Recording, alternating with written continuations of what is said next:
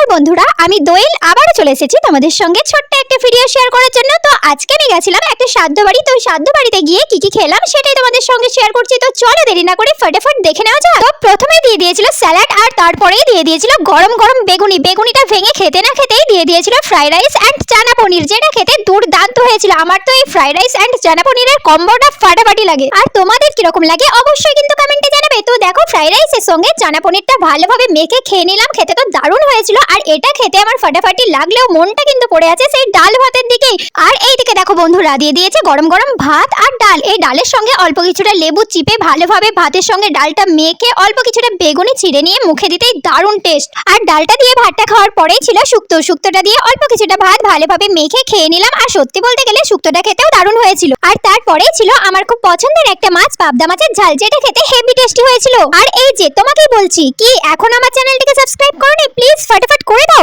আর ভিডিওটা ভালো লেগে থাকলে অবশ্যই একটা লাইক করে দাও। তো যাই হোক, এই দিকে দেখো তোমাদের সঙ্গে কথা বলতে বলতে পাতে পড়ে গেছে দই কাতলা। আর এই দই কাতলাটা তোমরা দেখেই বুঝতে পারছো যে মাছটা কতটা ফ্রেশ এবং দারুণ খেতে হয়েছিল। আর তারপরেই দিয়ে দিয়েছিল চাটনি আর পাঁপড়। চাটনি আর পাঁপড়টা খাওয়ার পরেই ছিল দই আর রসগোল্লা। তো যাই হোক, আজকের আমার এই ছোট্ট ভিডিওটা তোমাদের কিরকম লাগলো অবশ্যই কমেন্টে জানাবে। তো আজকের জন্য এইটুকুই বন্ধুরা, বাই গাইস।